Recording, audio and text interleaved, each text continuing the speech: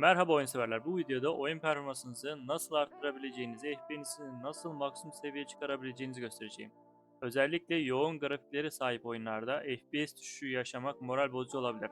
Ancak basit ayarlarda büyük fark yaratabilirsiniz. Haydi başlayalım ve oyun deneyiminizi nasıl daha akıcı hale getirebileceğinizi keşfedelim. İlk yapacağımız ayar oyunumuzun Windows ayarlarını yapmak olacak. Oyunumuz mesela benim kullanacağım oyun Counter için mesela. Siz bunu Valorant'ta kullanabilirsiniz, Warzone'da kullanabileceğiniz bütün oyunlarda bunu kullanabilirsiniz. İlk başta oyunun kurulu olduğu dosyanın içine girmeniz gerekiyor. Ben direkt hiç uğraşmadan şuradan yerel dosyaları gözetliyorum. Siz bunu herhangi bir oyunun program faydası üzerinden kurulu olduğu yere girebilirsiniz. Mesela GTA 5'e vesaire de yapabilirsiniz. Maksat burada oyun içinde bulunan işte exe dosyasını bulmak. Bu dosyanın üzerine geldikten sonra sağ tıklıyoruz. Özelliklere geliyoruz. Sizin Windows 10 özellikler kısmı buradadır. Bundan sonra uyumlu kısmına geçiyoruz. Uyumlu kısmından tam ekran gelişimi devre dışı bırak. Sizde bu işareti değildir. Buna basıyorsunuz. Yüksek DPI ayarlarını değiştir diyorsunuz. Sizde bu da aynı şekilde işareti değildir. Yüksek DPI ölçeklendirme davranışını geçersiz kıl. Ölçekleştirmeyi gerçekleştiren uygulamayı seçiyorsunuz. Tamam, uygula, tamam. İlk adımımız buydu arkadaşlar. Bir sonraki adıma geçelim. İkinci adımımızda arkadaşlar yine aynı şekilde oyunun kurulu olduğu yere gireceğiz. Bu sefer de GTA 5 için yapayım sizin için. Oyunun kurulu olduğu menü burası. Buradan bu dizini kopyalıyoruz. Bu dizini kopyaladıktan sonra Windows'a basıyoruz. Buradan ayarlara geliyoruz ve grafik yazıyoruz.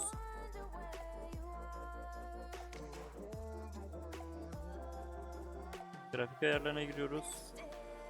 Masaüstü uygulaması var buradan. Göz altı seçiyoruz ve daha önce kopyaladığımız yere dizine geçiyoruz ve oyunun exe dosyasını seçiyoruz, ekle diyoruz. Eklendikten sonra bu şekilde kalıyor. Buradan seçeneklere basıyoruz. Windows'un kararına bırak olabilirsin ki güç tasarrufu olabilir. Bizim burada yapacağımız şey belirli bir GPU, yani istediğimiz ekran kartının oyun çalışmasını istiyoruz. Hangi ekran kartı daha güçlüyse buradan modelini seçiyorsunuz. Bende bir işlemcinin ekran kartı var, bir de harici ekran kartım var. Onu seçiyorum ve kaydete basıyorum. Yapacağımız diğer işlem de buydu. Bir sonraki adıma geçelim. Diğer adımımız ise şu an yine ayarlara geliyoruz. Buradan oyunu seçiyoruz. Oyun modu. Bu sizde kapalı olabilir. Bunu açmanız gerekiyor. Çok önemli çünkü bu ayar. Bundan sonra şu an ekran kartı ayarlarımızı ekran kartımızın driverları güncelleyeceğiz ve basit ayarlarını yapacağız. Şuradan ben AMD kullanıyorum. Ayarlar kısmına geliyorum. Siz Nvidia kullanırsanız yine aynı şekilde Nvidia GeForce'dan yapabilirsiniz. Buradan güncel mi değil mi onu kontrol ediyorsunuz. Güncel zaten herhangi bir problem yok. Ondan sonra da oyunlar kısmına geldikten sonra da istediğiniz oyunu buradan seçiyorsunuz. Burada olmazsa ise sizin oyunlarınız, kullandığınız oyunlar, buradaki 3 noktaya tıklayıp bir oyun ekle. Aynı şekilde oyunun kurulu olduğu dizine girip mesela GTA 5 için daha önce kopyalamıştım. Buradan GTA 5 seçiyorsunuz. Ben de ekli olduğu için tekrardan eklemiyorum. Buradan da oyunun içine geldiğinizde sizden zaten hiçbir şey bilmeseniz bile direkt şuradaki özel ayarlardan performans, kalite, varsayılan gibi ayarları direkt otomatik seçebilirsiniz. Burada önemli olan şey, FPS'inizi artırmak istiyorsanız yenileme için bekle. Bunu kapalı konuda tutmanız gerekiyor. Genelde her zaman için kapalı yapabilirsiniz. Ben bu oyun için bir şey denediğim için uygulama belirtisi kapalı seçmişim o zaman. Burada yapacağımız şey bizim monitörlerimizin ekranımızdaki işte o kaybı ya da yırtılmaları engellemek için buradan kullandığınız monitör seçmeniz lazım. Bende 2 tane monitör var. Büyük monitörüm olan monitörümü seçiyorum ve AMD FreeSense var. Bunu açık hale getiriyorum. Bu kadar. Bundan sonra varsa eğer ki bakıyorum ayarlarımıza. Buradaki doku filtreleme kalitesi var. Bunu performansa çekiyorum. Çoklu örnekleme olacak. Onun dışında bakıyorum. Radeon geciktirmeyi açıyorsunuz. Radeon Timer Sharping'i açıyorsunuz. Bu zaten standart 80 olarak açılır. Önerdiği ayar bu şekilde %80'e ayarlamanız lazım. Ekran kartı ayarlarımız da kısaca bu şekilde. Bir sonraki adımımıza geçtik arkadaşlar. Açıklamalar kısmına bir link bırakacağım. FPS ayarlar atıp klasörün indirme linki, bunu indiriyoruz bilgisayarımıza ve RAR üzerinden masaüstümüze veya herhangi birisine çıkartabiliyoruz. Çıkarttıktan sonra ise şu an uygulama aşamasına geçelim. Bir oyun önceliği, oynadığımız oyunun daha performanslı çalışması için. Mesela arkada şu an bende çalışan OBS, işte ekran görüntüsü alma programı, PDF programı, işte hareketli wallpaper, ekran kartı, kulaklık vesaire vesaire bir sürü program var. Bunların Windows hangisine öncelik tanıyacağını bilemez. Bunu sizin tanımlatmanız lazım. Bunu da nasıl yapıyoruz? İlk başta oyunumuzu işlemler üst kısmından veya oyunumuzun kurulu olduğu dizin mesela neyse onu girmemiz lazım. Buradan düzenle diyoruz. Şu kısma kadar hiçbir şeye ellemiyorsunuz. Bu kısımda oyunun buradaki ismi neyse onu girmeniz gerekiyor. Örneğin GTA 5 ise mesela onu tabi girip bakmanız lazım. GTA 5 exe. Bunu bu şekilde kaydet diyorsunuz ve işlem bitiyor. Ve kaydettikten sonra bunun üzerine iki defa tıklayıp veya sağ tıklayıp aç diyerek bu şekilde soruyor. Buna evet diyoruz ve bitti. İlk adımımız buydu. İkinci adımımız Windows PC optimizasyonu. DVR1 ve DVR2 devre dışı bırakmamız gerekiyor. Bunun sebebi de Windows'un ekran yakalama aygıtı. Bunları devre dışı bırakmamız gerekiyor.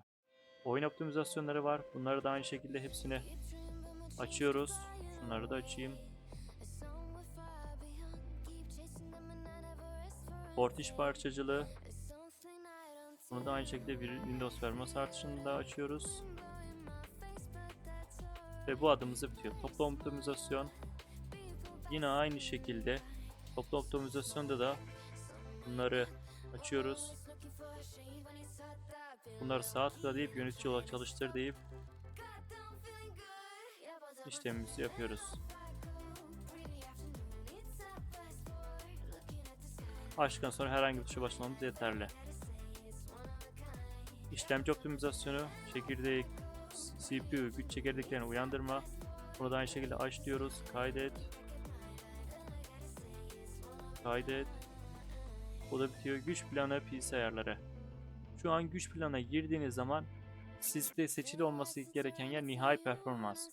Nihai performansı olmayan bilgisayarlar ise alttaki yine aynı şekilde cmd komutuyla buna sağ tıklayıp yönetici olarak çalıştır dediğiniz zaman sizin buraya eklenecek. Açıksa eklenmez, kapatın. Tekrardan açtığınızda iki defa mesela ben şu anda eklediğim için iki defa eklenmiş oldu. Bunlardan birini seçin. Önemli olan yani burada nihai performansın seçili olması. Nihai performansı seçtikten sonra bu adımımız da tamamlanıyor. RAM optimizasyonu. Burada da kullandığımız bilgisayardaki RAM boyutuna göre yine aynı şekilde kayıt defterini açmamız gerekiyor. RAM'inizi bilmiyorsanız da görev yöneticisini açıp performans kısmına gelip bellek ve şurada yazan 16 GB. Sizinki işte kaçsa onu seçmeniz lazım. 16 GB üzerine gelip yine aç diyoruz. Evet. Ve bitti. Bu adımız da bu kadardı. Bir sonraki adıma geçelim. Uzun süredir bilgisayarınızı kullanıyorsunuz. Diğer ayarımız ise kullandığınız sistem diskinizi denetlemeniz lazım ve temizlemeniz lazım. Sistem diskinizin üzerinde bu şekilde Windows butonu bulunur. Buna sağ tıklayıp özellikler, buradan araçlara gelip ilk başta hata denetimini açıyoruz. Sürücüyü tara. Ben bir SSD kullanıyorum. Bu tamamen işte bilgisayarınızın ve hard diskinizin doluluğuna göre süre değişir. Bunu bekliyorsunuz bu şekilde. Zaten bir hata varsa burada çıkıyor ve onun için sizden düzeltmeyi talep ediyor. Ve sürücü başarılı taradı, hiçbir hata bulunamadı. Ben düzenli şekilde yaptığım şey için herhangi bir hata bulunamadı. Ara ara bunları yapmanız lazım. Sürücüyü en iyi duruma getir ve birleştir. Burada şimdi Katı hal sürücüsü var. Katı hal sürücüsü dediği yani bizim SSD, benim sistemim SSD üzerinde. SSD'leri burada ayarları değiştir diyoruz. Zamanlamaya göre çalıştır. SSD'lerde kesinlikle bunu açıksa bunu kapalı duruma getirmeniz lazım. SSD'ler için çünkü bu tamamen yanlış bir şey. Sabit disk sürücü için o yapabilirsiniz ama SSD'ler için bunu yapamazsınız. Bunu kapalı yapın yoksa SSD'nin ömrünüzden alıyor. Bu adımız bu şekildeydi. Diğer adımımız ve son adımımız ise çalıştırı açarak buradan repage'de arıyoruz. Ne varsa CTRL ile seçiyoruz. Delete ediyoruz. Bu şekilde dosya kullanıyorsa atla diyorsunuz ve kapatıyorsunuz. Aynı şekilde bir daha çalıştır. Buradan temp diyorsunuz. Yine aynı şekilde silin. Bunu haftada bir veya ayda bir yapmanız yeterlidir. Yine aynı şekilde çalıştır. %temp bu sefer de atla diyoruz. Sildiğini siliyor, silemediği kalıyor. Aynı şekilde bir daha buradan sen. Bunu da yine aynı şekilde temizliyorsunuz. Ben temizlediğim için şu an gözükmüyor. Size de gözükürse bunlar silmenize gerekiyor. Bu kadardı. Teşekkür ederim beni izlediğiniz için. Umarım bilgisayarınızın hızlanmasına yardımcı olmuşumdur. Eğer ki başka bir sorunuz probleminiz çıkarsa yorumlara bekliyorum. Beğenip abone olmayı unutmazsanız sevinirim. Hoşça kalın.